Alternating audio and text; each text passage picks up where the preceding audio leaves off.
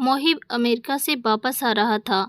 ताया अब्बू के ऐलान के बाद पूरे खानदान की लड़कियों में हलचल मच गई थी। किसी ने पार्लर के चक्कर लगाने शुरू कर दिए तो किसी ने अपनी अंग्रेजी ठीक करने के लिए डिक्शनरी खोल ली।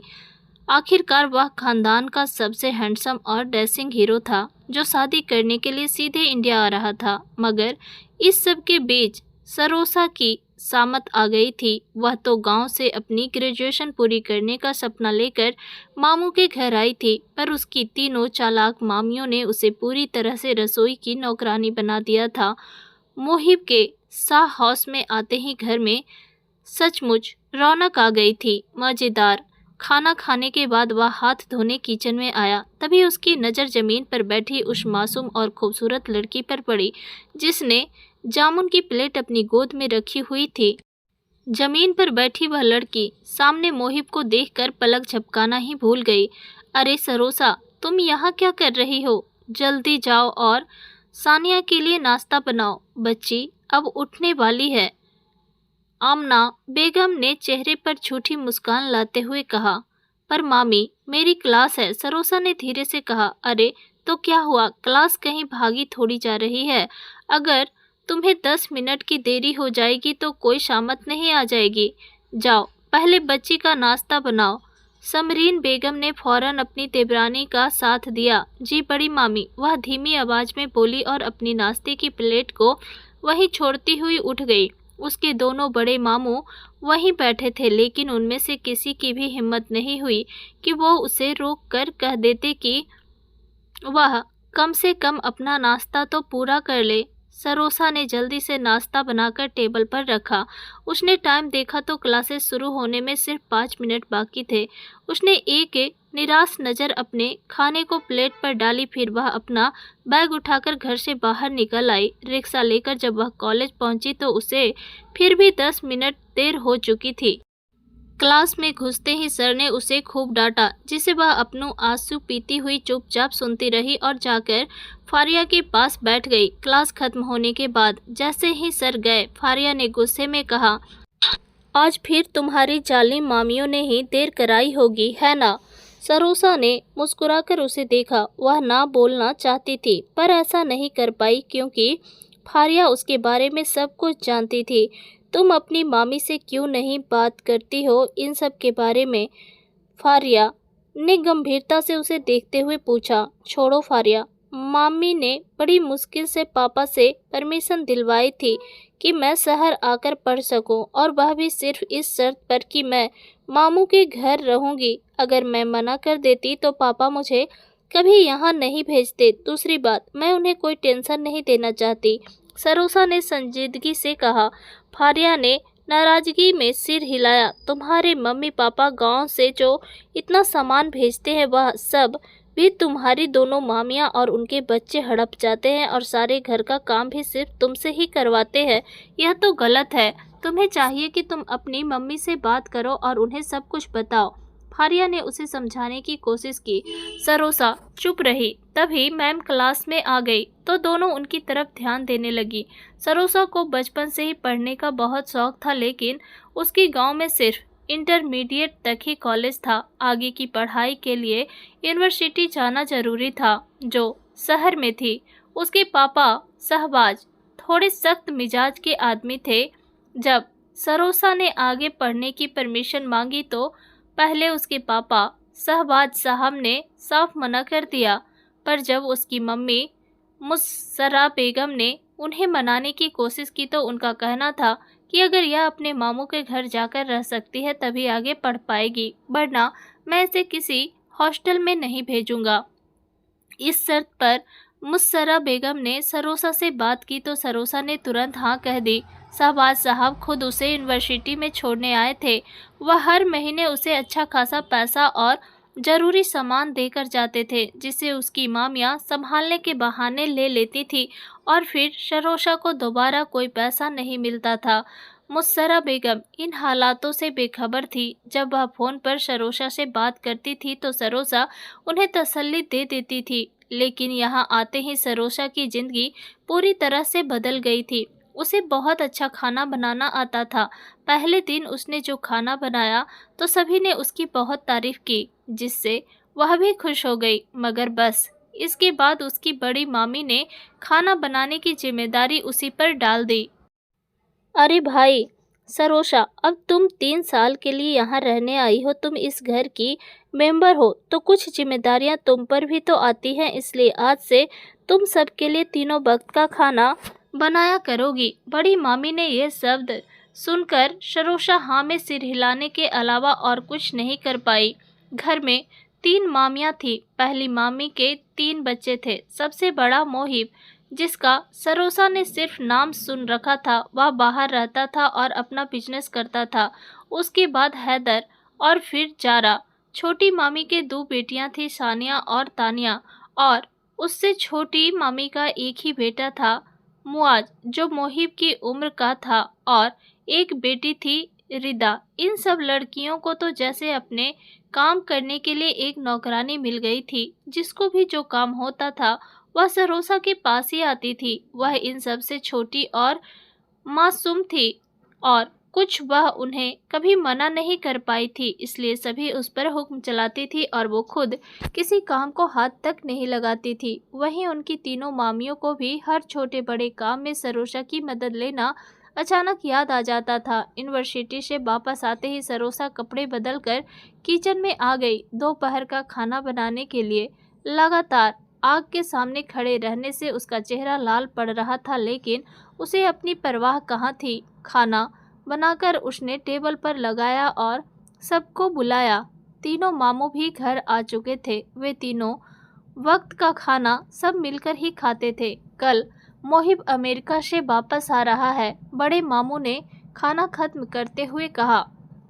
तो पूरे घर में खुशी की लहर दौड़ गई। सबसे ज़्यादा खुश तो चारों लड़कियां थीं। क्या मेरा बच्चा आ रहा है? बस इस बात ने वहां बैठे तमाम लोगों के चेहरे पर चमक भर दी थी। जबकि सरोसा सुकून से बैठी अपना खाना खा रही थी। खाना खाते ही सब अपनी अपनी तैयारियां में दौड़ लगा चुके थे। मोहिब कल सुबह आ रहा था और उनके पास वक्त बहुत कम था।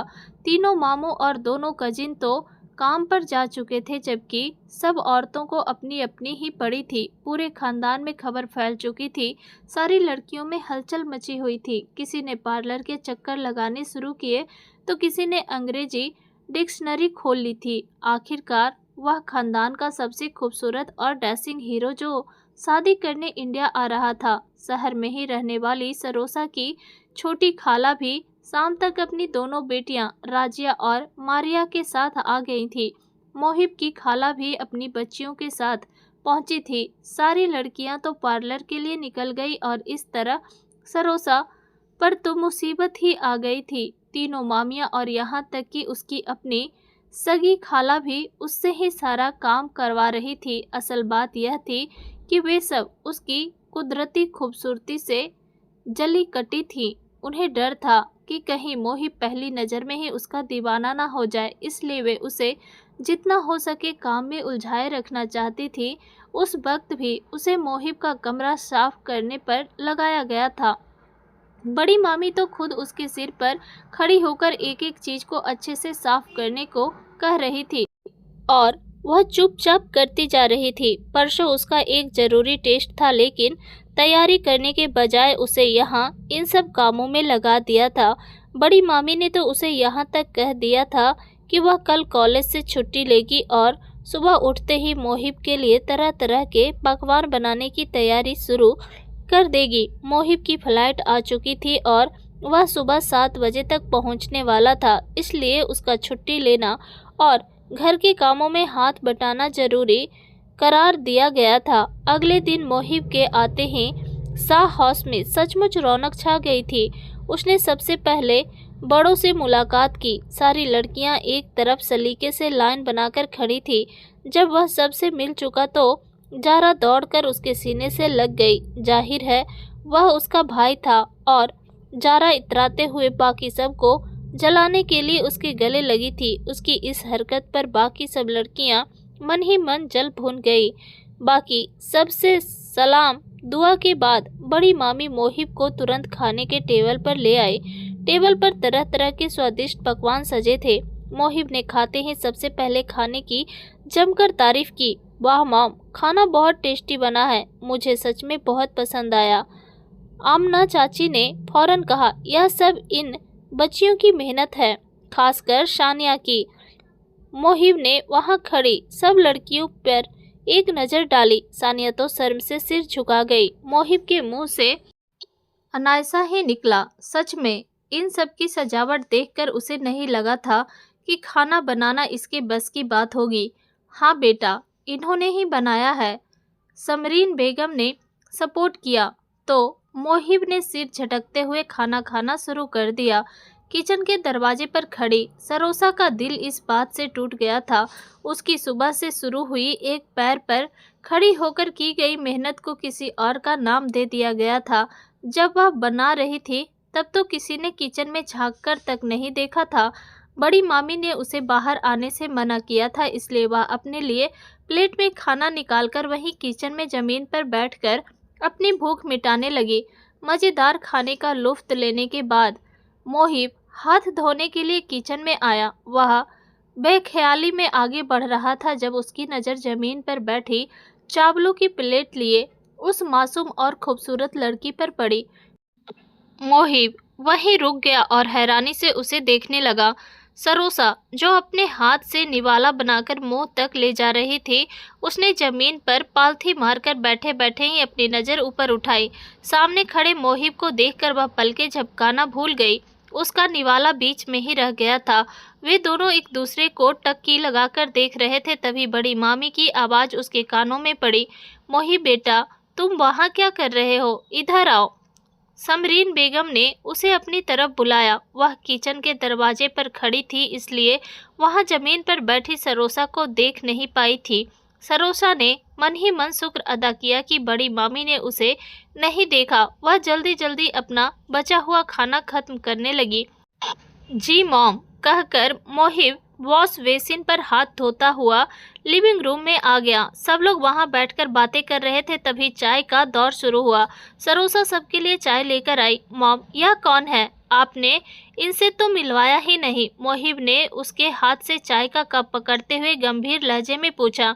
बेटा, यह तुम्हारी बड़ी फूफो की छोटी बेटी है, यही हमारे पास रहकर पढ़ रही है, समरीन बेगम ने जवाब दिया और फौरन मोहिब को उसकी खाला के साथ बातों में लगा दिया। दूसरी तरफ वहां मौजूद सभी लड़कियां अपनी अपनी अदाएं दिखाकर मोहिब को अपनी तरफ खींचने की कोशिश कर रही थी, लेकिन मोहिब की नज़र बार बार सरोसा पर ही जाकर टिक रही थी।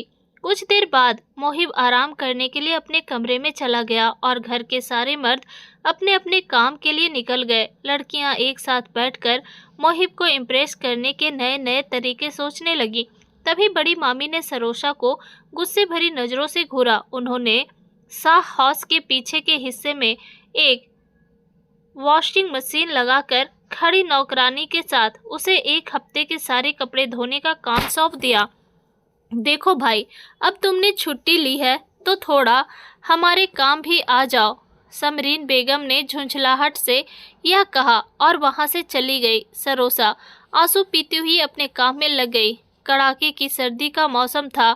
वह सुबह 1 बजे से कपड़े धो रही थी और अब शाम के 5 बज चुके थे। उसके आधे से ज़्यादा कपड़े गीले हो चुके थे। शाम का अंधेरा हर तरफ फैल रहा था और मौसम में तेज ठंडक बढ़ रही थी। छोटी मामी तो नौकरानी को भी साथ ले गई थी। उस सूने बैकयार्ड में वह अकेली कपड़े निचोड़कर तारों पर डाल रही थी। तभी अचानक उसे लगा कि उसके पीछे कोई है। इससे पहले कि वह चीखती, किसी ने उसके मुंह पर हाथ रखा और उसे दीवारों से सटा लिया। यह सब काम तुम क्यों कर रही हो? उसके मुंह पर हाथ रखते हुए मोहिब ने उसके कान के पास झुककर धीरे से कहा। सरोसा का दिल तेजी से धड़क रहा था। किसी मर्द की अपने इतने नज़दीकी मौजूदगी ने वह भी पहली बार उसे बुरी तरह कांपने पर मजबूर कर दिया था।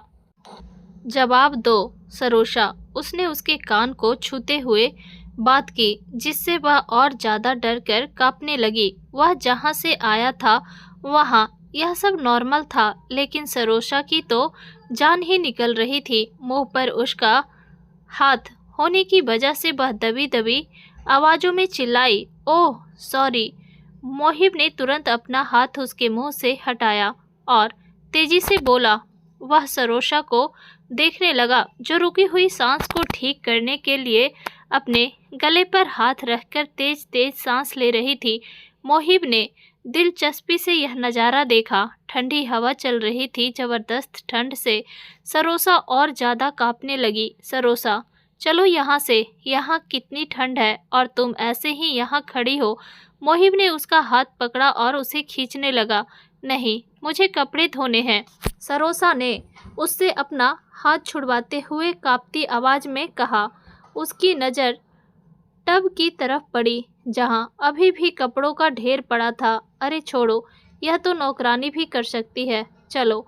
मोहिब उसे खींचता हुआ लिविंग रूम में ले आया। सरोसा वहां शर्मिंदा से खड़ी थी, जबकि घर की औरतें और मर्द सभी वहां मौजूद थे। मोहिब बेटा, आप इसको क्यों ले आए? यह काम कर रही थी। छोटी चाची ने मोहिब को देखते हुए नरमी भरे लहजे में कहा।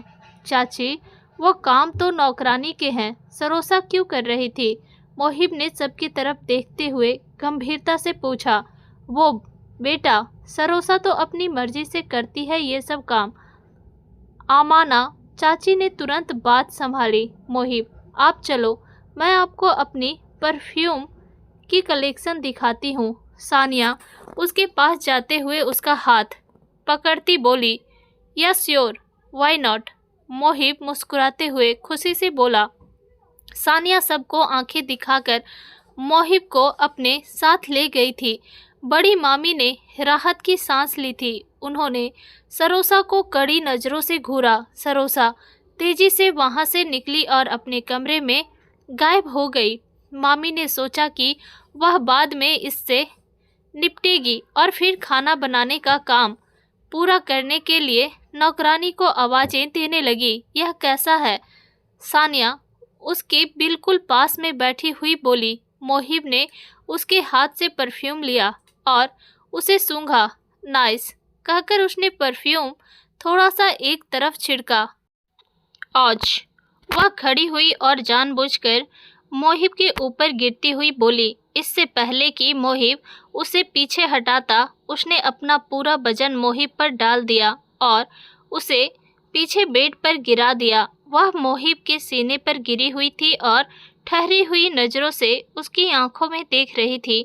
मोहिब को मजबूरन उसे थामने के लिए उसके चारों तरफ अपने हाथ रखने पड़े। तुम ठीक हो? मोहिब करवट बदलते हुए उससे बेड पर डालते हुए बोला। जी, मैं ठीक हूँ, उसका कॉलर पकड़ते हुए वह हकलाती हुई बोली। मोहिब ने उठना चाहा था, पर सानिया ने उस पर से अपनी पकड़ खत्म नहीं की। उल्टा वह उसे और ज़्यादा करीब खींच गई कि मोहिब की सांसें उसके चेहरे को झुलसाने लगी थी। मोहिब हैरानी से उसका चेहरा देखने लगा, जो खुद को ऊपर उठाकर कोई बड़ी हरकत करने की कोशिश में थी। इतने में ही दरवाजे पर दस्तक हुई। मोहिब ने उसके हाथ एक ही झटके में छुड़वाए और उसके ऊपर से उठा। सानिया ने दरवाजे की तरफ देखा, जहां सरोशा के अलावा सभी लड़कियां उसके कमरे में दाखिल हो रही थी। वे सब बारी बारी मोहिब से अच्छे से अपना परिचय करवाने लगी थी। मोहिब ने वहां उस लड़की को ढूंढना चाहा जो उसको नहीं मिली। वैसे सरोशा, आप लोगों के साथ नहीं आई? मोहिब ने उन सब की तरफ देखते हुए सवाल किया। वो मोहिब भाई, सरोसा नीचे खाना लगाने में सबकी मदद कर रही है, जारा ने लापरवाही से बताया। ओह नाइस, सरोसा को खाना बनाना आता है। आप सब भी तो खाना बना लेती हो, तो सबको मदद करनी चाहिए ना, मोहिब ने कहा। जी, हम बस जा ही रहे थे, सानिया ने शर्माते हुए कहा और मोहिब वहाँ से बाहर निकल गया। वाह वाह, लगता है मोहिब भाई के साथ सेटिंग हो गई है तुम्हारी, राजिया ने जले कटे अंदाज में कहा। तो सानिया इतराई, हाँ बिल्कुल। खैर पीछे हटो, मुझे मोहिब के लिए खाना लगाना है। सानिया यह कहती हुई वहाँ से निकल गई। तो बाकी सभी उसके पीछे हो ली। वे सभी मोहिब को इम्प्रेस करने का कोई मौका नहीं छोड़ना चाहती थी। मोहिब को डाइनिंग टेबल पर भी सरोसा कहीं नजर नहीं आई थी, ना ही वह सुबह कहीं दिखाई दी थी। बड़ी मामी ने सरोसा को सख्ती से उसके सामने आने से मना किया था। सरोसा सारा दिन कॉलेज में गुजारती और शाम को घर वापस आने लगी थी। मोहिब को भी उसके पापा अपने साथ बाहर ले जाते थे, लेकिन मोहिब 1 घंटे बाद ही वापस आ जाता था। उसका अमेरिका में अपना बिजनेस था, जिसकी एक ब्रांच उसे यहाँ खोलनी थी। इसी काम से वह इस बार वापस आया था। सानिया हर पल मोहिब का ध्यान पाने के लिए उसके आगे पीछे घूमती रहती थी। आज भी वह मोहिब के साथ जाकर शॉपिंग करके आई थी। अब आकर वह सरोसा को अपनी सारी नई चीज़ें दिखा रही थी और सरोसा हर चीज़ की दिल से तारीफ कर रही थी। सानिया चली गई तो सरोसा बैठकर अपना कल होने वाले टेस्ट की तैयारी करने लगी।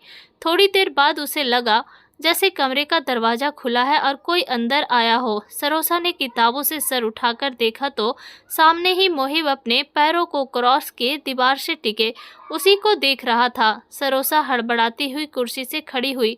आप हैरानी से बोली। इस हड़बड़ी में वह यह भी भूल गई थी कि वह मोहिब के सामने बिना दुपट्टे के खड़ी है। मैं मोहिब ने आंख झपकाते हुए कहा। आपको कुछ चाहिए? उसने गंभीरता से पूछते हुए नजरें झुका ली और अपना दुपट्टा ठीक करना चाहा। तभी उसे याद आया कि दुपट्टा तो बेड पर है। वह बिना मोहिब की तरफ देखे तेजी से बेड की तरफ भागी।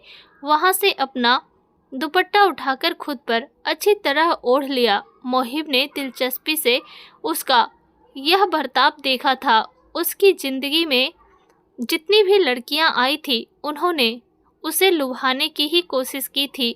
यह पहली थी जो अपने आप को ढक रही थी। वह चलता हुआ उसके करीब आकर रुका। तुम बहुत प्यारी हो। उसके गाल पर होठ रखकर वो कहकर पीछे हटा। सरोसा की थोड़ी उसके सीने से लग गई थी। शर्म से उसका सिर उठाना मुश्किल था। तुम्हें पढ़ने का शौक है? मोहिब ने थोड़ी देर पहले उसे लगातार किताबों पर झुके हुए याद करते हुए पूछा। जी। सरोसा दबी हुई आवाज़ में बोली। तो तुम्हें मेरे साथ अमेरिका चलना चाहिए। मैं वहाँ बहुत अच्छी यूनिवर्सिटी में तुम्हारा एडमिशन करवा दूंगा। मोहिब ने गंभीरता से कहा। नहीं। सरोसा बेचैन होकर उससे पीछे हटकर खड़ी हो गई। अभी तो वह उससे दूर रहती थी, तभी मामी की सख्त नज़रों के घेरे में थी। अगर वह इसके साथ चली जाती तो क्या होता? अरे ऐसे कैसे नहीं? मोहिब ने घूरकर उसे देखा। नहीं, मेरे पापा परमिशन नहीं देंगे। सरोसा ने झट से बहाना बनाया। हम क्या पढ़ रही थी? मोहिब ने बात बदल दी। वो मेरा कल टेस्ट है, वही याद कर रही थी। सरोसा ने संजीदगी से जवाब दिया। वह उसको यहाँ बर्दाश्त भी नहीं कर पा रही थी और जाने का भी नहीं कह पा रही थी। छुट्टी कितने बजे होगी? मोहिब ने पूछा तो वह हैरानी से मुंह खोले उसे देखती रह गई। मोहिब ने उसकी आंखों के सामने चुटकियां बजाई। 1 बजे, उसने हड़बड़ाते हुए जवाब दिया। मोहिब ने हाँ में सर हिलाया और उसके कमरे से निकल आया। उसके जाने के बाद सरोसा वापस स्टडी टेबल पर बैठ गई। मोहिब का स्पर्श उसे अभी तक अपने गाल पर महसूस हो रहा था, जिसको अपने गाल पर हाथ रखकर महसूस करती वह शर्माने लगी थी। अगली सुबह वह नाश्ता करके जल्द ही कॉलेज के लिए निकल गई थी, पर बहुत अच्छा गया था। वह वक्त पर बाहर आई थी। फारिया और वह दोनों आपस में बातें करते करते बाहर आई थी। तभी सामने ही एक बड़ी सी कार के सहारे टिके खड़े एक हैंडसम से लड़के को देखते ही फारिया का दिल उछलकर गले में आ गया था। अरे सरोसा, वो देख कितना हैंडसम लड़का है। फारिया ने उछलते हुए सरोसा का ध्यान उस तरफ खींचा था और जब सरोसा ने उधर देखा तो उसकी नज़रें उस जगह से हटने को तैयार नहीं थी।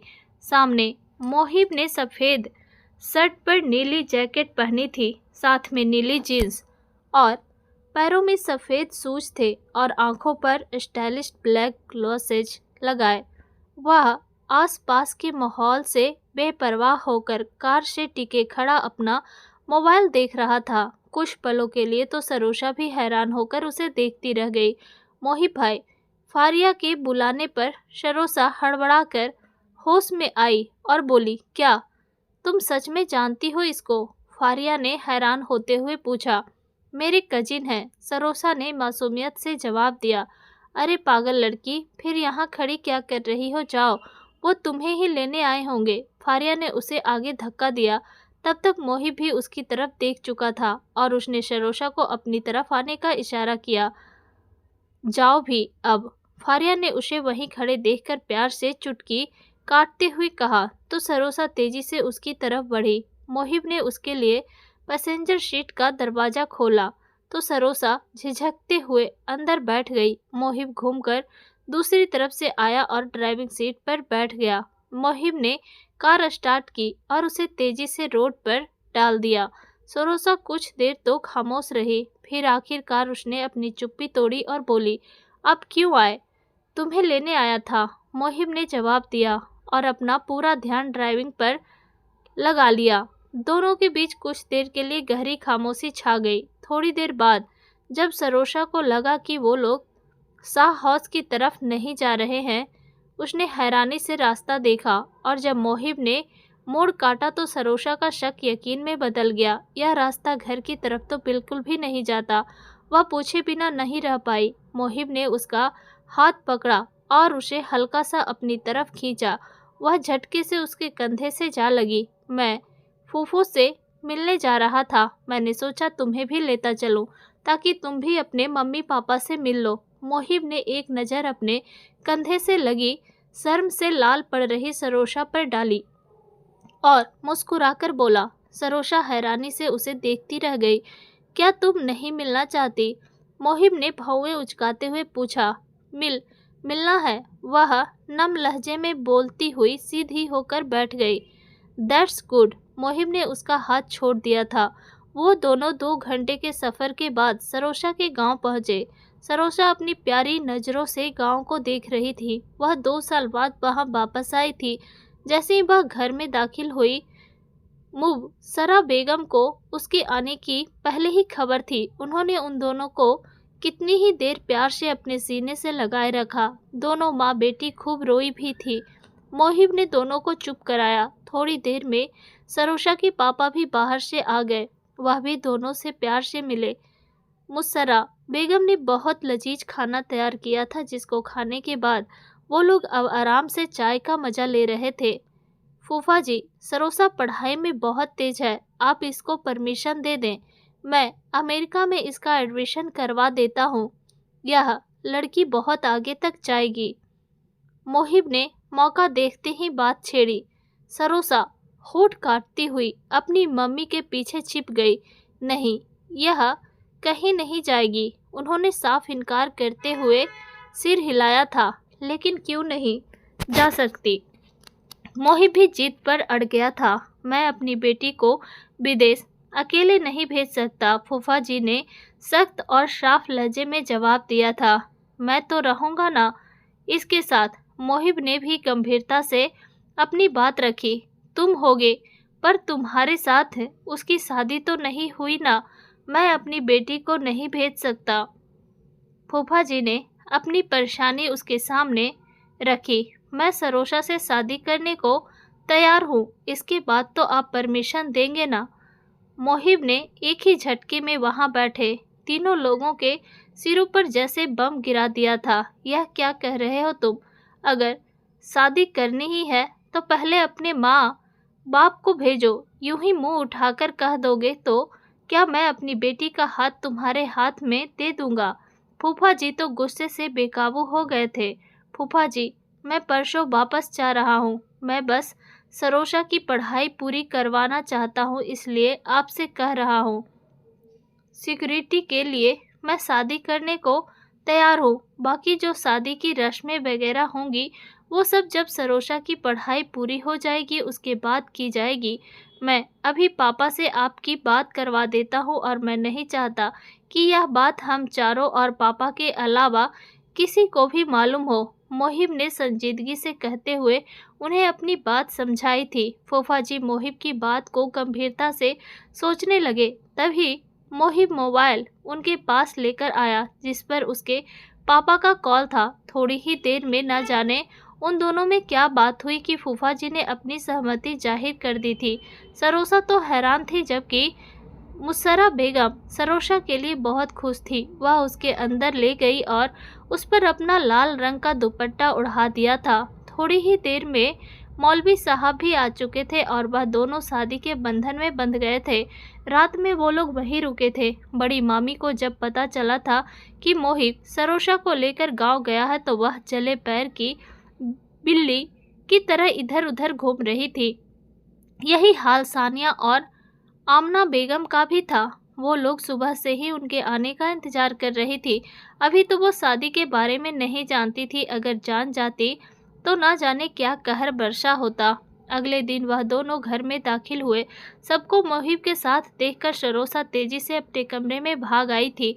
अपने गालों की लाली छुपाने के लिए उसने तकिए में चेहरा छुपा लिया था। उसे वापसी के सफ़र के नज़ारे याद आए थे, जब मोहिब ने रास्ते में चलती गाड़ी में ही उसे अपनी गोद में खींच लिया था। वह सारे रास्ते इसको अपने स्पर्श से भिगोता आया था। अब तो उसके पास लाइसेंस था, वह कुछ भी कर सकता था। सरोसा उसे रोक भी नहीं पाई थी। मोहिब की गहरी शरारतों से वह उसी में छिपती, उससे पनाह लेने की कोशिश करती रही थी। शहर में दाखिल होते ही मोहिब ने उसकी जान छोड़ी थी। शहर से थोड़ा पीछे कार रोककर वह उसको उसकी सीट पर ढकेलता। सीट को पीछे किए खुद उसके ऊपर आकर उसकी सांसें रुक गया था। कितनी ही देर वह खुद को खुश कर रहा था, आखिरकार उस पर तरस खाकर पीछे हटा था। वही सब सोचते हुए वह बेड पर औंधे मुंह पड़ी हुई थी, जब दरवाजा बजा। नौकरानी ने आकर बताया कि उसे नीचे मामू बुला रहे हैं। वह जब नीचे गई तो मामू ने उसे प्यार से अपने पास बिठा लिया। मोहिब ने शायद उसके साथ जाने का सबको बता दिया था, इसलिए ही तीनों मामियाँ और सब लड़कियाँ उसे घूर रही थी। बड़ी मामी ने कहा था कि वह जारा और शानिया को भी भेजना चाहती है ताकि वो अमेरिका घूम ले, लेकिन उनके वीज़ा में टाइम लग गया था। वे दोनों कल नहीं जा सकती थी। उन दोनों की 2 दिन बाद की फ़्लाइट थी। यह दिन भी गुजर गया। बड़े मामू, बड़ी मामी, जारा और शानिया उन दोनों को छोड़ने आए थे। मोहिब इन सब के सामने तो काबू में रहा था, लेकिन उनके जाते ही वह सरोसा को पकड़कर अपने बिल्कुल साथ चिपकाता हुआ फ्लैट तक लेकर गया था। दोनों की सीट भी एक साथ ही थी। सरोसा अपनी ज़िंदगी में पहली बार किसी फ्लाइट में बैठी थी और उसका दिल डर और रोमांच के मारे बाहर आने को था, जब मोहिब ने अपनी बेबाक और शरारती बातों से उसे अपनी तरफ पूरी तरह से खींच लिया। यहाँ भी वह उसे छेड़ने से बाज नहीं आया था और सरोसा उसकी खुली बातों पर शर्म से लाल होती हुई आखिरकार सो गई थी। आखिरकार एक थका देने वाली लंबी उड़ान के बाद वे दोनों अमेरिका की ज़मीन पर पहुँचे। सरोसा तो नींद में थी, लेकिन मोहिब ने उसे लैंडिंग से पहले ही उठा दिया था। हालांकि अभी वह गहरी नींद में थी। कार में बैठते ही मोहिब ने ड्राइवर की मौजूदगी की जरा भी परवाह न करते हुए उसका सिर उठाया और धीरे से अपनी गोद में रख दिया ताकि वह आराम से सो सके, क्योंकि वहां से उनके घर तक पहुंचने का सफ़र लगभग 1 घंटे का था।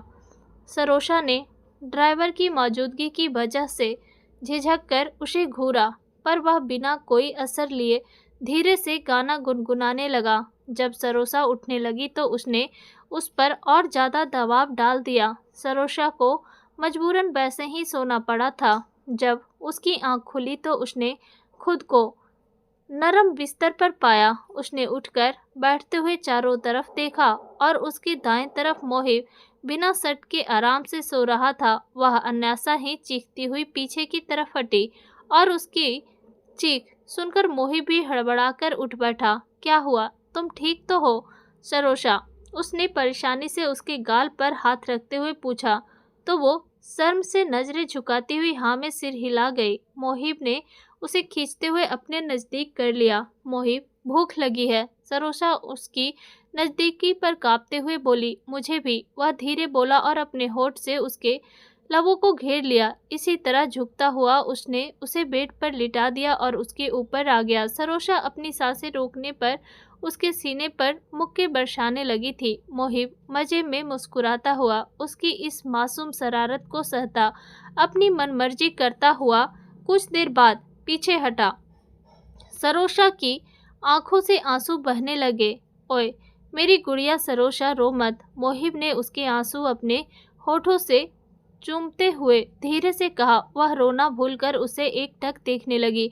उसके देखने पर मोहिब जोर से हंस पड़ा। वह शर्मिंदा होती हुई अपनी नजरें यहाँ वहाँ फेर कर आसपास देखने लगी। जस्ट 5 मिनट्स, फिर हम नीचे चलते हैं। मोहिब ने उसके माथे पर होठ रखे और पीछे हटकर वॉशरूम में बंद हो गया। सरोसा उसका इंतजार करने लगी।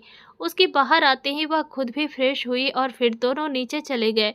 मोहिब ने उसके लिए सैंडविच बनाए थे, जिनको उसने खा तो लिया पर उसका मुंह बन गया। उसने उठकर किचन का जायजा लिया और मोहिब से जरूरी सामान लाने को कहा, ताकि वो लोग रात को अपनी पसंद का खाना खा सके। मोहिब उसको वहीं छोड़कर सामान लेने चला गया। वापसी पर उसके हाथों में ढेर सारे सॉपर्स थे, जिनमें खाने का सारा सामान था। रात का खाना खाते ही मोहिब उसको गोद में उठाए अपने कमरे की तरफ बढ़ा। मोहिब, नहीं, सरोसा ने रोकते हुए कहा। सरोसा, मैं अपना वादा नहीं तोड़ता।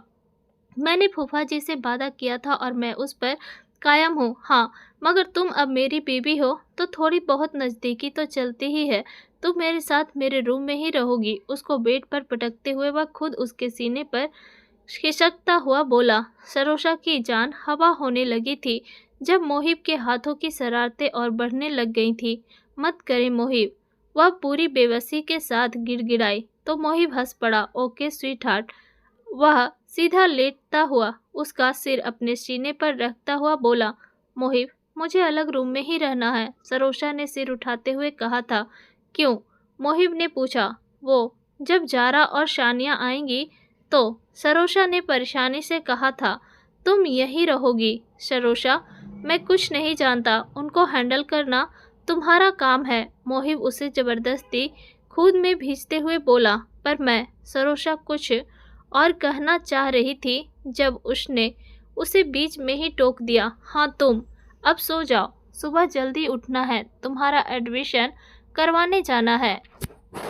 मोहिब बंद आंखों के साथ ही यह कहता हुआ रिमोट से लाइट्स ऑफ कर गया। पूरे कमरे में गहरा अंधेरा छा गया था। सरोसा अंधेरे से डरती हुई और ज़्यादा उसके सीने से चिपक गई। मोहिब ने बंद आंखों के साथ ही उसकी यह हरकत महसूस की और उसे प्यार से खुद में भींच लिया। अगले दिन वे दोनों नाश्ता करके सुबह सुबह ही यूनिवर्सिटी के लिए निकल आए थे, जहां उसका एडमिशन भी हो गया था। इसके बाद मोहिब ने उसे ढेर सारी शॉपिंग करवाई थी। उसने उसे नया टैब, मोबाइल और मैकबुक तक लेकर दी थी। तरह तरह के कपड़े और मेकअप का सामान भी सरोसा के मना करने के बावजूद भी उसने ले लिया था।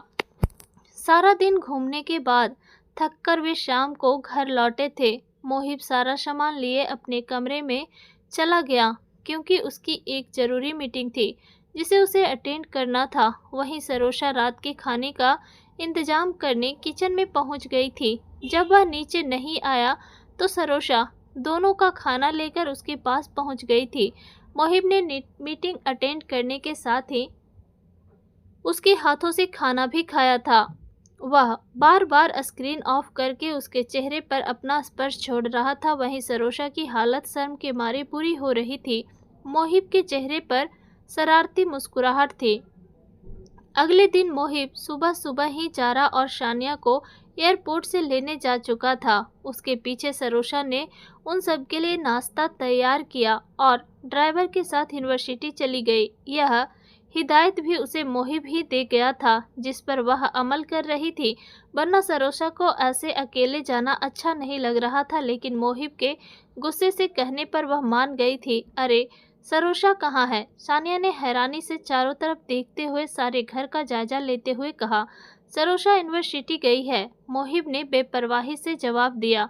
कमाल है, घर में मेहमान आ रहे थे और वह मुंह उठाकर यूनिवर्सिटी चली गई। सानिया ने अपनी तरफ से मोहिब के सामने सरोशा की बुराई की थी। घर मेरा है और सरोशा भी यहाँ मेहमान ही है। मोहिब उसकी तरफ देखते हुए थोड़ा गुस्से से बोला, हाँ लेकिन फिर भी। सानिया ने कुछ और कहना चाहा था। एनीवे, वो रूम है, तुम दोनों का फ्रेश होकर नाश्ता कर लेना। सरोसा तुम दोनों के लिए नाश्ता बनाकर गई है। मेरी मीटिंग है, मुझे जाना है। मोहिब ने उसकी बात बीच में ही काट कर उन्हें गंभीरता से जवाब दिया और अपने कमरे की तरफ बढ़ गया। जारा तो अपनी हंसी दबाती हुई कमरे की तरफ भागी थी, वहीं सानिया भी जलती भूनती उसके पीछे हो ली। सरोसा जब यूनिवर्सिटी से वापस आई तो ऐसा लग रहा था जैसे घर में कोई नहीं है। वह सीढ़ियां चढ़ती हुई अपने और मोहिब के कमरे में आ गई। तभी उसका मोबाइल बज उठा। मोहिब का कॉल था, जिसका कहना था कि वे तीनों रात में तैयार रहें, वह उन्हें बाहर लेकर जाएगा। इसके बाद छेड़ने के लिए उसने बेबाक बातें की तो सरोसा ने शर्मिंदा होकर कॉल काट दिया। वह नीचे लॉन्ज में आई तो ठीक उसी वक्त वो दोनों भी अपने रूम से बाहर निकल आए। भाई, सरोशा तो यहाँ आकर बदल ही गई है, जारा ने उसकी बदली हुई ड्रेसिंग देखते हुए कहा तो वह झिप गई। आप लोग क्या खाएंगी? सरोशा ने माहौल हल्का करने के लिए बात बदली। कुछ नहीं, सानिया ने मुंह बनाकर कहा। सरोशा भी एक लंबी सांस लेती हुई वहीं बैठ गई। वो मोहिब का कॉल आया था, वह कह रहे थे तैयार हो जाओ, वह हमें बाहर लेकर जाएंगे। सरोसा ने बताया तो सानिया ने आंखें फाड़कर उसे देखा। तुम उसे मोहिब क्यों कह रही हो? भाई कहो। और तुम्हें क्यों कॉल किया उसने? सानिया गुस्से से आग बबूला होकर उसे घूर कर बोली थी। सरोसा बुरी तरह घबराती हुई जवाब ढूंढने लगी। तभी ठीक उसी वक्त मोहिब ने लॉन्ज में कदम रखे। सरोसा, एक गिलास पानी। जी। सरोसा तेजी से उठी और राहत की सांस लेते हुई वहां से किचन में चली गई। यह आपको भाई क्यों नहीं बोल रही? मोहिब, सानिया ने गुस्से पर काबू न पाते हुए मोहिब से ही पूछ लिया। वो मुझे जो भी बोले, यह तुम्हारी प्रॉब्लम नहीं है। तुम बताओ, तुम भाई क्यों नहीं बोलती? मोहिब ने पहले उसे ही सीधा करने का इरादा कर लिया। इतने में ही सरोसा पानी लेकर आई। मोहिब पानी का गिलास उठाकर पीने लगा।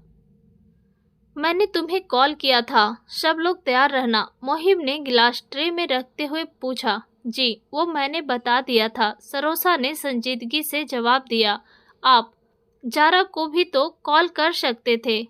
मोहिब, सानिया फिर से बाज नहीं आई। जारा के पास यहाँ की सिम है। मोहिब ने आंखें छोटी करते हुए उसे देखा। वह समझ रहा था कि सानिया क्या करने की कोशिश कर रही है, लेकिन वह भी उससे पूरी तरह से इग्नोर कर रहा था। थोड़ी देर बाद वे लोग साथ घूमने के लिए निकल चुके थे। जारा और सरोसा तो शौक से नज़ारे देख रही थी, जबकि सानिया जली भुनी बैठी थी। जारा सानिया के साथ आगे बढ़ी तो मोहिब उसको खींचता हुआ एक खंभे के पीछे ले गया। मोहिब, क्या कर रहे हैं आप? सरोसा उसको अपनी गर्दन पर झुकते देखकर पीछे हटने की कोशिश करती हुई कांपती आवाज में बोली। प्यार कर रहा हूँ अपनी बीवी से। मोहिब ने उसके गाल पर स्पर्श छोड़ते हुए कहा। मोहिब, यहाँ सब हैं। उसकी नज़रें अपने होठों पर देखते हुए वह घबराते लहजे में बोली। डोंट वरी, किसी को कोई फर्क नहीं पड़ेगा। मोहिब बेपरवाही से कहता हुआ उस पर झुक गया था। वह पीछे हटा तो सरोसा तेजी से बाहर निकलकर वहां से गायब होना चाहती थी, जब सामने ही उसे जारा और सानिया वापस आती नजर आईं। वो अपने गालों की लाली कम करने की कोशिश करती हुई उनकी तरफ भागी। कहाँ थी तुम? हम लोग ढूंढ रहे थे। सानिया ने उसका बाजू पकड़कर झिंझोड़ा। मैं सरोसा तो हड़बड़ा गई थी। अरे तुम तीनों यहाँ क्या कर रही हो? चलो अंदर नहीं जाना। मोहिब आया तो उसकी जान बची। शहर घूमकर वे लोग रात के 1 बजे घर पहुंचे थे। सरोसा का कमरे में पहुंचना भी मुश्किल साबित हुआ था, क्योंकि जारा और सानिया लाउंज में ही बैठ चुकी थीं। वो भी मजबूरन उनके पास बैठी रही। उनके जाते ही वो कमरे में गई थी। वहां जाते ही उसे मोहिब ने दबोच लिया। मोहिब की शरारतों को वो बड़ी मुश्किल से बर्दाश्त करती, जाने कब उसकी आंख लगी थी।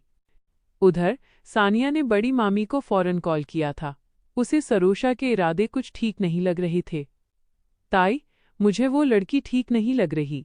आप बस यहाँ आ जाओ और मोहिब से मेरे बारे में बात करो, सानिया ने अपनी आवाज को रोनी करते हुए कहा था। ठीक है, हम सब आते हैं। अब तुम दोनों की शादी करवाकर ही वापस आएंगे, समरीन बेगम ने फौरन हाँ कर दी थी। जल्दी आ जाओ आप सब, कहकर उसने फ़ोन बंद कर दिया था। उसने ज़ारा को अंगूठा दिखाया और काम हो जाने का इशारा किया, तो ज़ारा ने भी वही दोहराया। ठीक एक हफ्ते बाद वो सब लोग वहां पहुंच चुके थे। सरोशा तीनों मामियों की कड़ी निगरानी के घेरे में बारी बारी सबको पानी के गिलास थमा रही थी। सानिया टांग पर टांग चढ़ाए बैठी थी, जैसे उसने कोई बहुत बड़ा प्रोजेक्ट जीत लिया हो। अब सबको बस मोहिब का इंतजार था, जिसने अपनी ज़रूरी मीटिंग होने की वजह से ड्राइवर को उन्हें लेने के लिए भेजा था। मोहिब जैसे ही लाउंज में दाखिल हुआ तो सब लोग ही खुशी से उससे मिले थे। उसकी शानदार पर्सनालिटी के आगे अच्छों का रसूख रौब नहीं चलता था। समरीन बेगम ने उसे प्यार से अपने पास बिठा लिया। मोहिब बेटा, मैं चाहती हूं कि अब तुम्हारी शादी कर दी जाए, समरीन बेगम ने सीधे सीधे बात शुरू की थी। उनकी बात पर मोहिब ने हाँ में सिर हिलाया। वहां बैठे सब लोगों में खामोशी की एक लहर सी दौड़ गई थी। एक सरोशा थी जिसकी नम आंखें लगातार उसी पर टिकी थीं। हम सब इसी सिलसिले में आए हैं कि अब तुम्हारा निकाह करके ही वापस जाएंगे, समरीन बेगम ने दोबारा कहा, तो मोहिब संजीदगी से उन्हें सुनने लगा। वो यकीनन अपने शौहर को बात बताए बिना ही यहाँ आई थीं, वरना वो उन्हें वहीं रोक देते। सही है मॉम, मैं तैयार हूँ, मोहिब ने मुस्कुराते हुए उन्हें देखा। समरीन बेगम भी मुस्कुराईं। देखो भाई, सानिया अपने घर की बच्ची है तो निकाह करके यहीं तुम्हारे साथ रह जाएगी। वैसे भी सरोशा यहाँ है और एक जवान लड़की का यूं बिना किसी रिश्ते के रहना अच्छी बात नहीं है। समरीन बेगम ने सरोशा की तरफ इशारा करते हुए सानिया को देखा, जो उनकी बात पर शर्माने लगी थी। वहीं सरोशा की आंखों की नमी और ज्यादा बढ़ गई। मॉम, मैं शादी अपनी मर्जी से करना चाहता हूँ। मुझे उम्मीद है आप मेरी खुशियों में शामिल जरूर होंगी, मोहिब ने संजीदगी से कहा, तो सब लोग ठिठक कर उसकी तरफ देखने लगे। हाँ मेरे बेटे, मेरे लिए तुम्हारी खुशी से बढ़कर कुछ नहीं है। तुम जिससे चाहोगे मैं उसी से ही तुम्हारी शादी करवाऊंगी, समरीन बेगम उसके माथे पर होंठ रखती हुई बोली, तो मोहिब मुस्कुराया। वहीं सानिया और आमना बेगम ने हैरत से उन्हें देखा। मॉम, मैं सरोशा से शादी करना चाहता हूँ। अभी हम शादी करेंगे और विदाई सरोशा की पढ़ाई पूरी होने के बाद करेंगे, मोहिब ने कहा, तो सबकी सुनने की शक्ति विश्वासहीन हो गई। समरीन बेगम ने हैरानी से उसे देखा। वहीं बाकी दोनों मामियों ने कड़े तेवर से सरोशा को घूरा। मॉम, मुझे सरोशा पसंद है, मैं इसी से ही शादी करना चाहता हूँ, मोहिब ने सरोशा की तरफ देखते हुए दोबारा कहा। बड़े मामू ने फख्र से उसको देखा था, उसने सरोशा पर कोई बात नहीं आने दी थी। हाँ हाँ बेटा, जैसा मेरा बेटा कहेगा। अगर सरोशा तुम्हारी पसंद है तो मुझे मंजूर है, समरीन बेगम ने बड़ी मुश्किल से कहा था। मोहिब ने उनके दोनों हाथ पकड़ते हुए प्यार से चूमे, तो समरीन बेगम मुस्कुराईं। थोड़ी ही देर में मोहिब ने अपने सेक्रेटरी से कहकर मौलवी साहब का इंतजाम करवा दिया था। वहीं मोहिब के कुछ दोस्त भी आ गए थे। एक बार फिर से उन दोनों का निकाह हुआ था। निकाह होते ही समरीन बेगम ने उसे खड़ा करते हुए उसके माथे पर किस किया, तो सरोशा हैरत से उन्हें देखने लगी। ऐसे क्या देख रही हो? मैं जल्लाद नहीं हूँ। मेरे बेटे की बीवी हो तो तुम मुझे भी उस लिहाज से बहुत प्यारी हो, समरीन बेगम ने इसकी हैरानी भांपते हुए कहा, तो वो झेप गई। जली भुनी सानिया भी वहीं खड़ी ये सब देख रही थी। मोहिब ने अंदर दाखिल होते ही दरवाज़ा लॉक किया। उसी वक्त सरोशा ड्राइंग रूम से बाहर निकल रही थी। मोहिब, आप यहाँ? सरोशा ने थूक निगलते हुए कहा। जी, मैं यहाँ, मोहिब ने उसके पास जाते हुए उसकी कमर के गिर्द अपने हाथ लपेटे और उसे जोर से अपनी तरफ खींच लिया। कोई आ जाएगा? सरोशा कांपती हुई आवाज में बोली। कोई नहीं आएगा, मोहिब ने बारी बारी उसके दोनों गालों पर लम्स छोड़ा था। सरोशा घबराती हुई उसके दोनों कंधों को अपनी मुट्ठियों में दबोच गई। मोहिब उसे आराम से उठाए बेड पर ले आया। आई जस्ट लव यू, वो कहता हुआ उसके होठों पर झुका था। उसके हाथ बेबाकी से अपनी शरारतें करने लगे। सरोशा ने उसके पीछे हटते ही नम आंखों से उसे देखा था। रो क्यों रही हो? क्या तुम्हें मेरा छूना पसंद नहीं आया? मोहिब ने हैरानी से पूछा। ऐसी बात नहीं है, सरोशा ने ना में सिर हिलाया था। फिर कैसी बात है? मोहिब उसके गाल पर अंगूठा रगड़ते हुए बोला। वो रुखसती से पहले ये सब। सरोशा शर्म से लाल पड़ती हुई बात बीच में ही छोड़ गई। मोहिब के चेहरे पर एक खूबसूरत मुस्कुराहट फैल गई। डोंट वरी जान, I know my limits, Mohib ने उसके माथे पर होंठ रखते हुए कहा, तो सरोशा शर्माती हुई उसी में पनाह ढूंढने लगी। आज दूसरी बार निकाह हुआ है, लेकिन गोल्डन नाइट दोनों टाइम की पेंडिंग है। वक्त आने दो, अच्छे से वसूल लूंगा, मोहिब ने गहरी सांस भरते हुए उसके कान में कहा, जिसने उसकी सांसें रोक दी थीं। सरोशा उसके पीछे हटने पर तेज सांसें लेती, उसके सीने में ही चेहरा छुपा गई। मोहिब ने उसके गिर्द अपना घेरा मजबूत कर दिया। थोड़ी देर बाद जब वो सो गई तो वो इसके कमरे से निकल आया था। वे सब लोग एक हफ्ते रुककर वापस जा चुके थे। मोहिब और सरोशा यहीं थे। मोहिब का उसे तंग करना लगातार जारी था, लेकिन वो उसकी पढ़ाई पर कोई कॉम्प्रोमाइज़ नहीं कर रहा था। उसे हर तरह के सवाल जो उसकी समझ से बाहर होते थे वो खुद करवाता था। ये अलग बात थी कि बाद में अपने मतलब का मुआवजा अलग से वसूल करता था। सरोशा को भी उससे सच्ची मोहब्बत होने लगी थी। 2 साल कैसे गुजरे, दोनों को ही खबर नहीं हुई थी। सरोशा की पढ़ाई पूरी हुई तो मोहिब भी अपना बिजनेस वहां से वाइंड अप करने लगा था। आज वे दोनों वापस इंडिया जा रहे थे। समरीन बेगम का कहना था कि वह अपने बच्चे को अपने सामने देखना चाहती हैं और उनकी शादी की सारी रस्में भी यहाँ उनके घर में ही होंगी। इसलिए वो दोनों सरोशा की पढ़ाई खत्म होते ही वापस आ जाएंगे। मोहिब ने उनकी बात का मान रखा था। इन 2 सालों में सानिया और तानिया की भी शादी हो गई थी, वहीं रिदा और ज़ारा की भी सगाई कर दी गई थी। जबकि अब सब लोग घर के बड़े बेटे की शादी के इंतज़ार में थे। वे दोनों जैसे ही घर पहुंचे, सब लोग उनके इंतज़ार में थे। मुबशरा बेगम को देखते ही सरोशा दौड़ती हुई अपनी मम्मी के गले लगी थी। शाह हाउस में खुशी की एक लहर सी दौड़ गई थी। सब लोग आपस में बातों में बिजी थे। वहीं मोहिब और सरोशा की शादी के दिन भी रख दिए गए थे। मोहिब की और उसकी मेहंदी अलग अलग हुई थी, जिस पर मोहिब झुझलाया सा घूमता रहा था। उसने सरोशा से अपनी तस्वीरें भेजने को कहा था, जिसने साफ मना कर दिया था। आज बारात थी। वो दूल्हा बना अपनी दुल्हन के लिए शाह हाउस वापस आ चुका था। वो कमरे में जाने के लिए उठा तो ज़ारा दौड़ती हुई उसके सामने आ गई। भाई मेरा गिफ्ट दें, उसने हथेली फैलाई तो मोहिब ने अपना वॉलेट उसकी हथेली पर रखा और कमरे में गायब हो गया।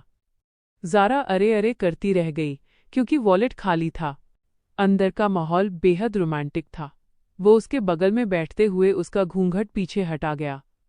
उसको दुल्हन के रूप में देखते ही मोहिब के होश उड़ गए थे।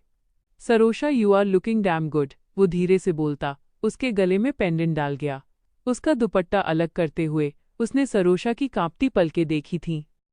सरोशा आने वाले वक्त के बारे में सोच रही थी। उसकी हथेलियों में पसीना जमा हो चुका था।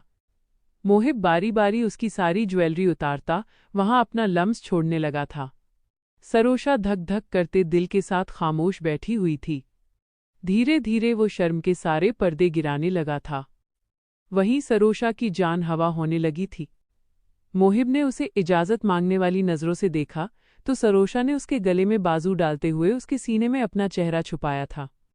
मोहिब ने उसके इस तरह इजाज़त देने पर हल्का सा मुस्कुराता हुआ उसके माथे पर किस किया था। वहीं सरोशा शर्म से लाल हो रही थी। मोहिब ने उसको कसकर खुद में भींच लिया था। चांद भी उनके इस खूबसूरत मिलन पर शर्माता हुआ बादलों में छुप गया था। दोस्तों, मुझे उम्मीद है कि आपको हमारी कहानी पसंद आई होगी। अगर कहानी पसंद आई हो तो वीडियो को लाइक करें। अगर आप चैनल पर नए हैं तो चैनल को सब्सक्राइब ज़रूर करें और हाँ, नोटिफिकेशन बेल ज़रूर दबाएं ताकि अगली अपडेट आपको सबसे पहले मिले।